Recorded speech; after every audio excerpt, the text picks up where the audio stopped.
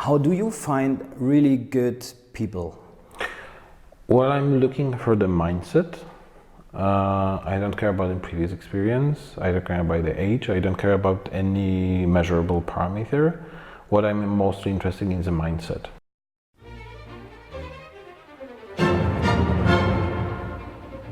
The future of music. How is music and innovation going to work together?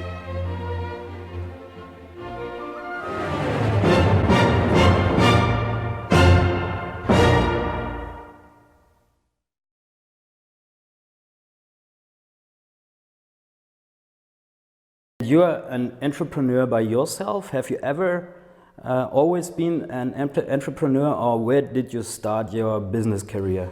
Well, I always wanted to be entrepreneur. I can blame the Richard Branson because when I was a kid I read the article. This was around the time when he was trying to go around the globe with the balloon. But certainly he's implemented the entrepreneurial concept in my brain. So if there is you always one felt person, that this is my passion. Yes, this is something. Well, the idea that you can build what you want to build and challenge something which exists already, but you can improve it or you can change it.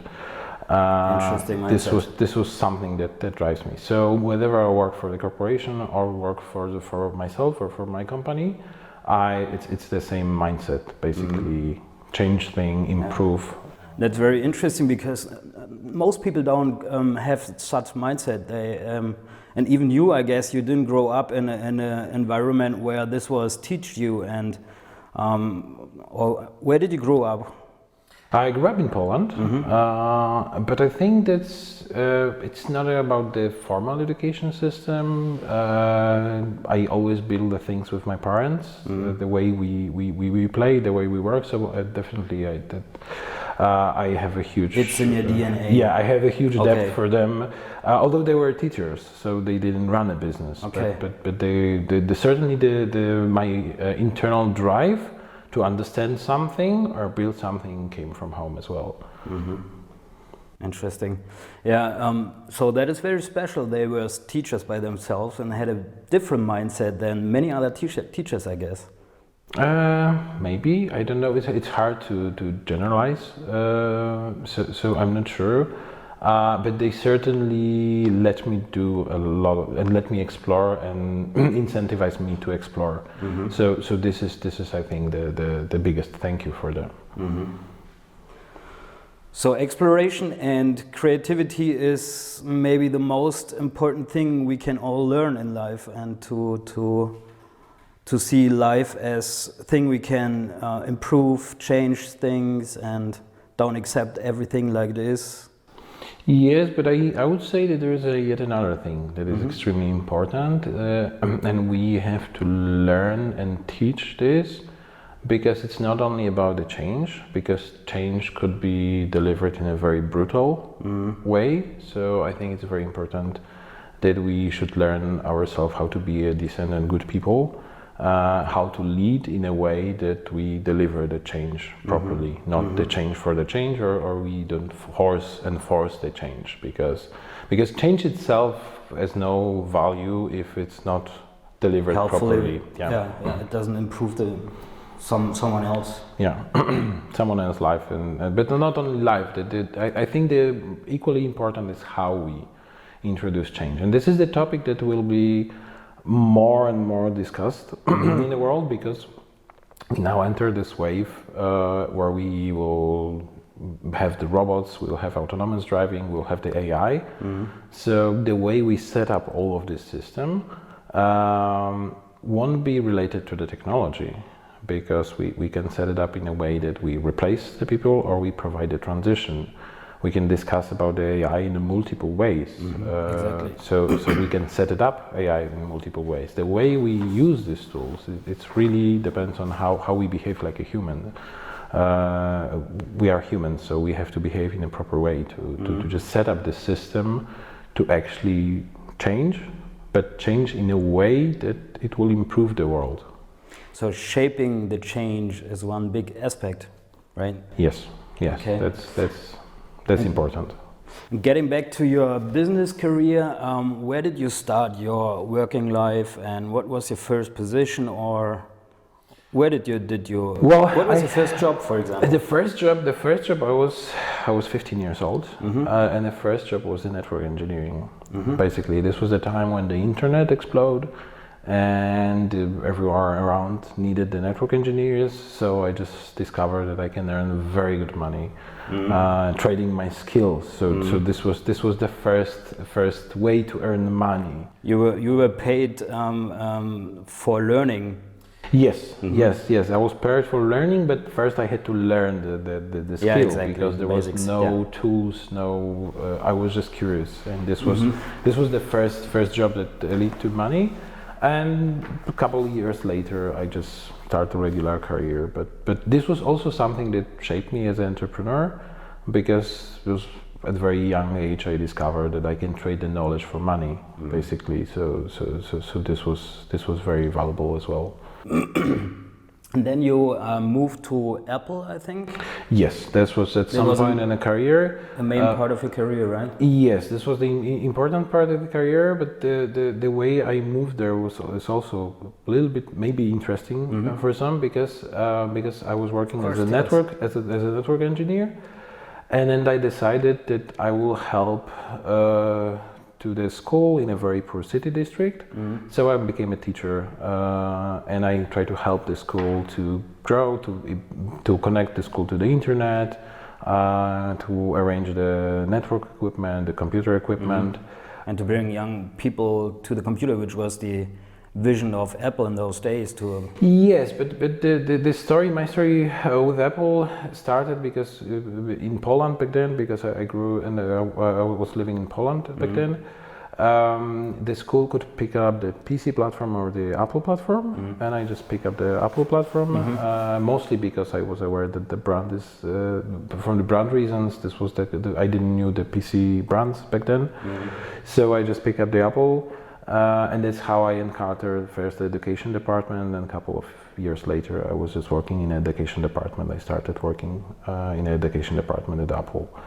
And this of course also shaped me. This was the times when Steve Jobs was at the company, and this was also the time when somehow many things connected for me. Did you ever met him personally? No. You didn't? No. He didn't want to see you? No. Or did he ask and you didn't have time? No. The Apple, the structure was that we work in Europe. It was rare occasion that somebody from Europe could see him. Well, we see him on a stage multiple times, but never personal. Yeah, it's a big company, so that's the difference between big companies and startups, I guess. Yes, that's one difference. That's one of many differences. Although I have to say that Apple for many years operated in a very small team, as far as I can tell, because I never worked in the California part. Yes, yeah. But they had a really small design team, and they operate for a long time as a small core company. I think it's changing right now. After all these years, because the company grew exponentially. It's a huge corporation now. It was big a couple of years ago, but now it's a huge corporation. Another question I had is, did you always have the connection between technique and music, and where did these connection come from? Well, music is a very important part of my life. Is it also a thing that is just on your DNA? Yes, definitely. This is also something that's my grandfather. He had a large jazz collection, and basically he taught me, and we discussed a lot about the music. So music was always part of my life, and this is like the music is one of the fundamental things. We as a human always have a music around us, and we change the technology of delivering music. Well, now I would say we less hear the live music that we heard 100 years ago, because this was only one way to actually use the music. But this is a fundamental thing, and this is a very important thing to me. And I was listening to the music on my way here, and I will listen to music on my way out as well. So that's why it's interesting, because this is important for me. Exactly. And Do you have a special vision which can be achieved, how music will be in the future? What is your personal thing, what you think would be worth to shape on the future of music? There is so many topics related to the music that we discussed on your tech conference. Yeah. This is why this conference is so interesting. It's a very intensive event, and we discuss whole aspects, the things that we see. And there's a multiple entrance point, because the first obviously is the way we create the music, and you are the leading institution here. Then you use AI to analyze and generate the music. So this is the one very interesting market. What will happen with that? The second very interesting market is a personalization on the level of content consumption. This is the one thing, but there is now a whole huge opening of the market of personal audio devices, headphones that are tuned into your specific hearing parameters. So this is yet another interesting point. The amount of data that we collected now with the streaming services, also extremely interesting. So there is so many touch points with this that even if we don't see now any clear solution, or we don't see precisely where the market is going, it's definitely worth exploring. Absolutely. I'm absolutely with you. And going back to your business career, what happened after your freelance time? Well, I was responsible for the project, the TV, basically the streaming project in Warsaw Opera House, and that's how I encountered the Vienna State Opera, and we started collaborate with the Vienna State Opera as a business that was hired once, and now my company is also helping the Vienna State Opera and other classical institutions to basically distribute music and not only music, also the video streaming. Yeah. So this is. So you are working mainly together with the Vienna State Opera. Yeah, we work on with the Vienna State Opera we delivered the streaming, content delivery for them. But this is not only the opera markets. We also work with different classical institutions. And there's one thing that I would like to explore in the future, because, and this is again related to the Karajan, basically my first visit to Salzburg started here. So I started with the Karajan music, and Matthias Roder, he showed us the piece that was directed by Karajan in the 70s, and it looked like the modern YouTube video. It was still classical music, but I was blown away, because I'm not a fan of the classical broadcast way of shooting and presenting the classical music. I think this is a part of the problem with why the classical music is consumed a little bit less these times, because we didn't change the way we shot this content. And this is something that I would also like to explore, how to present the music across the multiple media, because the screen is an additional layer of communication. But I think it should change, because I can tell you probably 90% of the classical music broadcast, it starts with the shot for the chandelier, and then we go down and we presented the stage or presented the orchestra. Yes, exactly. And it switches to a second camera. Yes. And that's it. Yes. So I think this is the thing that because with the opera, with the performative arts, you always something happening on the stage. But with the just classical concerts, if the conductor is a Karajan or any other personality, you see this expression, the piano players. But if not, we should find a way to show it. And I know also that it's not only a mind question, because there was one of the topics discussed on your tech musical conference.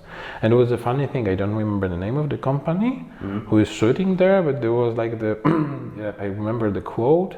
The customer by customer, we mean the orchestras or philharmonies, they always want the same thing, but we deliver something different, and they are happy at the end, and the numbers are grow. So there is a certain validation that we should figure out how to present the classical music in a different way. This is what you can do, especially on social media channels, because we have an insight in all. Everybody has the insight, well, at least a little bit an insight into into the people's engagement and content, and you can see what works, what doesn't work. And Herbert von Karajan was always interested in making this as a whole experience. It's not only about the music. It's like being an entrepreneur. It's not only about the product. It's about your customer. It's about value. It's about design and about so many other things. And speaking about this, by the way, you are sitting in the chair where Herbert von Karajan worked when he was on stage and worked with the singers, and he did the what is it? Inszenierung in English? Director. When he was the opera. So this is the director yes, chair. This is his director chair, and you can see the chair here. Here's the picture. There you is can a see chair. him together with amazing. Pavarotti. Let me show you this. Okay, this is one of the amazing. Well, it's amazing. Yeah, picture. and how does it feel? Yes, now it's feel responsible. I just or let me ask you a question. Yeah, of course. So how you started working here? How you started My personal working? life here at the Karajan Institute. Yes. That's interesting. Well, I was just interested like you. It's in my DNA. I'm a musician by myself, just a hobby musician, a semi-professional musician. And I had the biggest luck in my life was to start my business career at the German collecting society, GEMA, which is called GEMA. Everybody loves this company. So I had the big opportunity to work in the music business for musicians, and I was immediately inspired, and I always wanted to I knew that I always have to work in this area. I need to shape the future of music. I was very clear about that. Well, and then one thing led to another, and sometimes after I studied entrepreneurship in Berlin, I moved to Salzburg, and that was when I started here. And I'm so inspired by this man and by this the estate and the heritage and the possibilities I have being entrepreneurish. I am not an entrepreneur because I don't have an own company. But I'm definitely have a big part of my mindset is thinking like an entrepreneur and shaping things, shaping the change, like you said before. So this is my motivation, and this is why I'm still here. I can do a lot of things, and that will hopefully help to shape the future of music. So that's great. That's great to hear. Yes, the thing is that how we apply, because we agree that the music is a basic thing that it will continue to be with us and around us. And there was one question I asked myself a few weeks before. I talked to Pia, and she asked me, or we both asked each other, what do you think? Why are people still listening to classical music? And we didn't have an answer immediately. And then I was on my way to my office in the morning. I drove through the beautiful mountain landscape, and I heard the Alpine Symphony, and I immediately knew why people are still listening to classical music.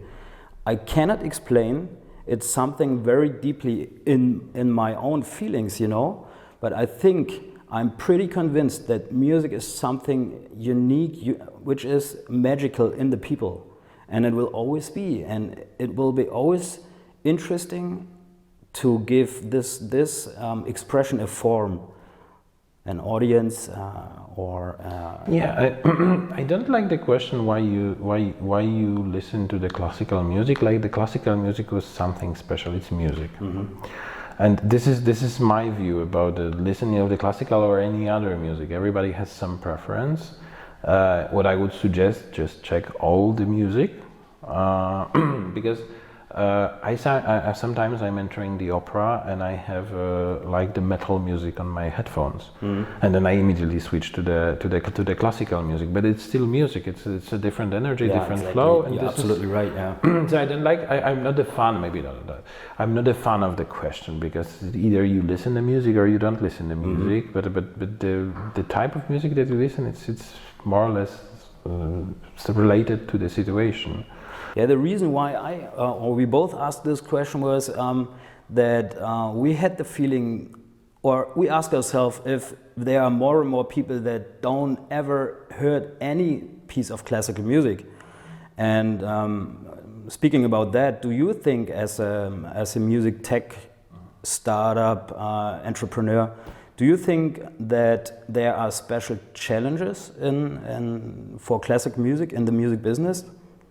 I think there is a one huge challenge, because we should find the proper way to educate with music, and this is generally, I think, a problem of the times that we live in, because a lot of financing of the classical music, this was basically after the war, when we switched from the war to the culture. And now people start asking the question why we finance this, and I think we need to find the good answer for it, and this has to be also rooted in education. So I think this is the challenge, again, not about any specific kind of music, but in general music education, which we know improved our brain, because when our brains get older, it's amazing to see 90 years old pianist, classical pianist, which has a sharp brain, sharper, often sharper than the brain of much younger people. So basically the music shapes our minds as well. So this could be also this should be a part of curriculum, but the question is how we should reconstruct the curriculum, not only with the music, but music should be a part of it. So it's definitely part of educational thing. But what do you think? What is the reason for why so many classical fans still listening to physical products, to the compact disc, and didn't change over to Spotify like almost everybody else is doing in those days? Well, I think there is a lot of problems. First, still the classical quality of the music still it's better on a CD than on the streaming mediums. It changed slowly but surely, but this is one aspect. So I think the quality is an aspect. I think the second huge problem, it's not fully resolved, is metadata. Because the classical music has a little bit different discovery process, and I think none of the streaming services is covering, none of the streaming service found a good answer for this problem. Also the business model, as we know, the Spotify or any other streaming service will charge you per started track, and this is 40 seconds or more. Yeah, let's assume. Yeah. I'm not sure about the number, but let's assume that it's a 40-second. But if we assume that if someone will listen the whole piece with the 40-second, and a piece has 3 minutes, I think it's a little bit different business when we hear 40 seconds of the symphony that it's over 1.5 hours. I know that there are startups focused on the classical music that try to address this business model as well. But we cannot treat the symphony as one track.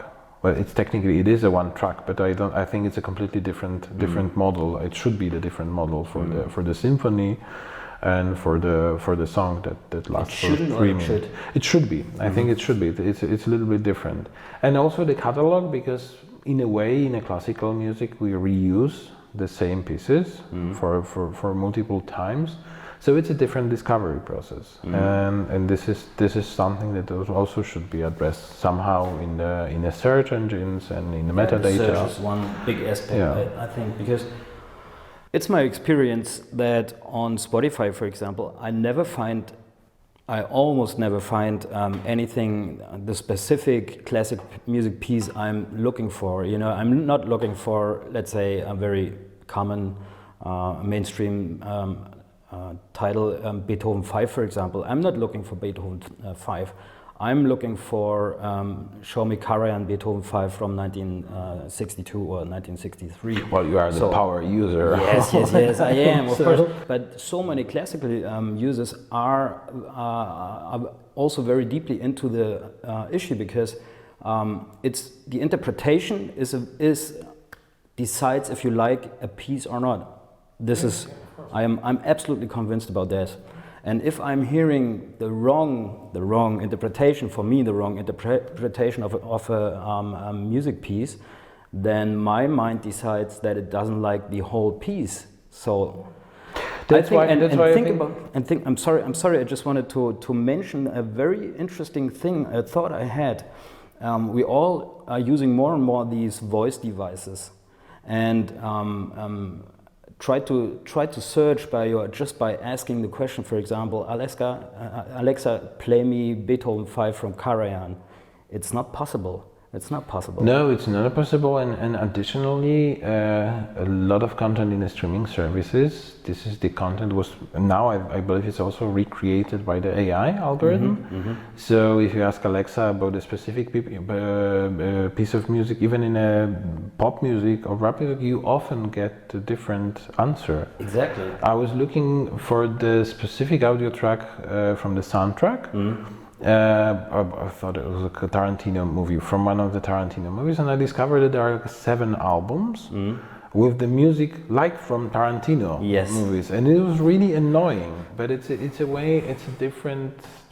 It's annoying. It's annoying, isn't it? Yes, it is annoying. Of course, it's annoying. And it seems that it's not only a problem with the classical music, but more and more also for other genres, because these are, for example, Beatles are interpreted as often, almost as often as classical music is interpreted.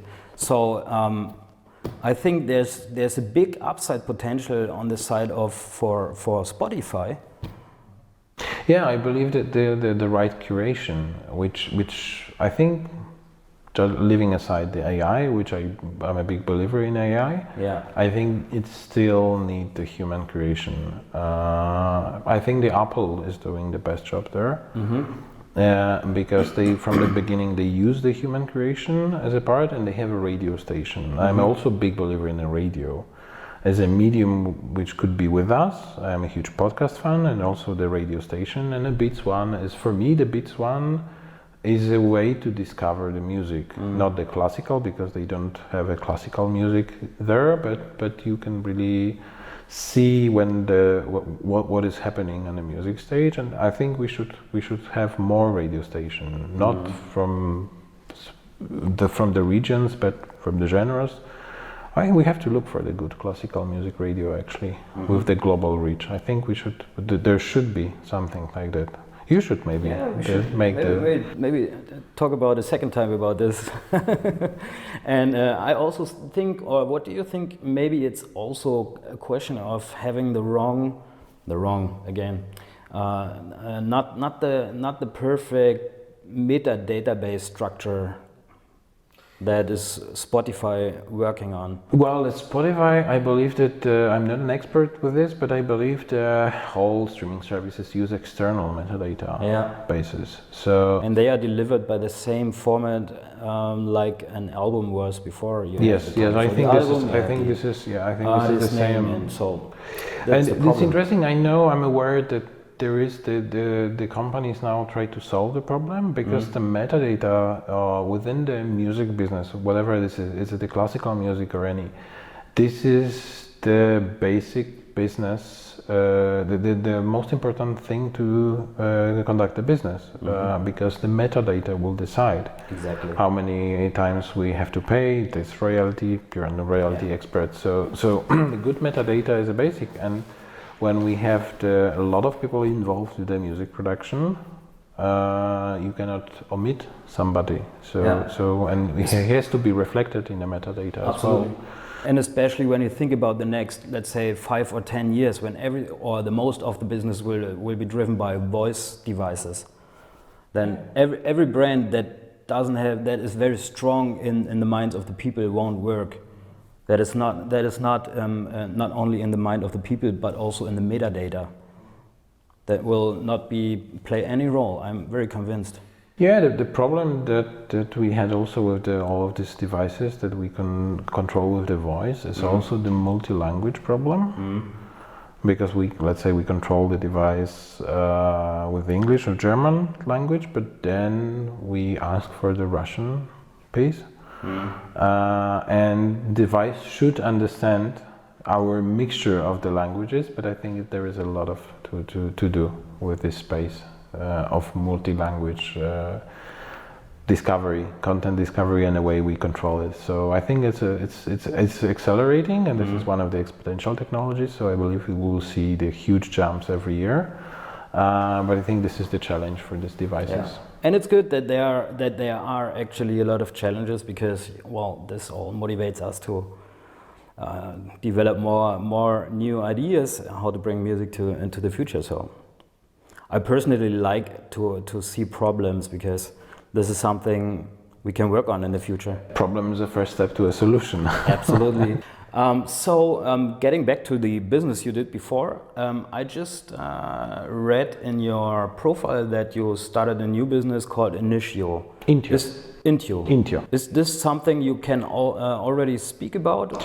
Yes, we won't speak about the products that are in a prototype phase, but we are certainly trying to figure out how to connect the music, listening devices, and build the solutions. So there is a lot of space that we are now currently exploring, but we are around 3 topics. The one is data processing and the live data processing. The second is the music and a sound, because sound is one of the areas that we could explore and we could use it. And there is a lot of cool solution actually that we saw as a part of exploration. Yeah, and as a part of creating the live experiences. For example, there is another startup that we saw in the States, and they sound the sound signals for the synchronization during the concerts. So basically you have this, it's a little bit cheesy thing, but people do it on the concerts and it's cool, and it's give you the sense of the community. We use the lighters, but now you can use the phones, but you can also send the synchronized signals to, I believe it was 30,000 phones. And they basically use the phones of the attendants to generate the animation across the stadium. It was really, really cool, but also this is a form of the engagement. And I love this ideas around the live, because we create a system for the data processing, but we also want to do it in live. This is our choice. We like the live mindset, because in live mindset, either if it's an event or it's a live streaming or any other live processing, we have to build a solution that has to work always in every scenario. And this is the mindset that we really, really like, because we cannot do processing later, we have to do it in real time. So all the things that we do, we have to do in real time. We do mistakes only once. This is also the mindset shared across our company, that if we find any bug, we fix it and it never happen again, and we build the system around it to prevent it or to get the data flow constantly. So this is something that we try to do. But the name of the company is also designed. INTIO means that we are into something. So it could be AI, it could be the music tech, or any other technology that we will want to explore in the future. I see. Very interesting. So there's a lot of stuff coming up from your side in the future, and I'm pretty sure that we will meet us again a couple of times in the future. Yes, it was really nice, because we started building something on your conference. There was a Sennheiser there, and we interact with Sennheiser. They were interested in the things that we would do. They provide equipment for us, which we were really grateful, and we start prototyping this. So part of our solution was actually we started creating this as a part of the hackathon on your conference. So I will give you an update as soon as we're finished. There's one final thing I am really interested in. I was interested in the question, what made Karajan such a good leader, and what was his secret to be a good leader, how to find good people? And this is something I wanted to ask you. You were surely hiring a lot of stuff in your life and finding good people, finding people that are fit together in a good group to bring things forward. What is your approach, and how do you find really good people? Well, I'm looking for the mindset. I don't care about the previous experience, I don't care about the age, I don't care about any measurable parameter. What I'm mostly interested in is the mindset. And what mindset do you think is, what you think is the best preparation for future or for bigger projects? I think it's the size of the project does not matter actually, because you can apply the same mindset. I think I look for the mix of tenacity. Love that. And readiness to challenge the things. I like to call it the hacker mindset because it's related to the way that the hackers work. And what exactly is a hacker? Is it hands-on or is it to find solutions? What exactly is it? They're not afraid to look for the solution, to understand the system. I believe the hackers are the intellectuals of our age, not hackers by the stereotype, not the person who breaks the computer security, because it's not a hacker. That's a funny thing. The term means something completely different. But this is the people who try to understand the system, and they have the tenacity to understand, to actually find a solution for the problem. They do not give up, and I believe the Karajan was the person who with a huge tenacity, but also the hands-on approach. It's not. I believe in leadership. I don't believe in management. I don't like to manage people. That's why I look for this specific mindset, because I don't like manage people. I don't think people should be managed. I think we are fairly smart creatures, and if we find the similar mindset and similar ways to work together, it will work. But the thing is that you need to be ready to work hard, because this is a very important part, but also to understand how the things is working and then make a decision. And this is for me, it's a quality of how you think, and quality how you act, and not being afraid, and being really persistent to find the solution. And I think in this conjunction, and how you can deal with failures and how you can deal with failing. So it's a process. Yeah. I don't care about the failures, because this is just a process of discovery. You have to fail to discover the right way. You will find it's not a. I think the failure is very binary, because when you fail, you know that you fail.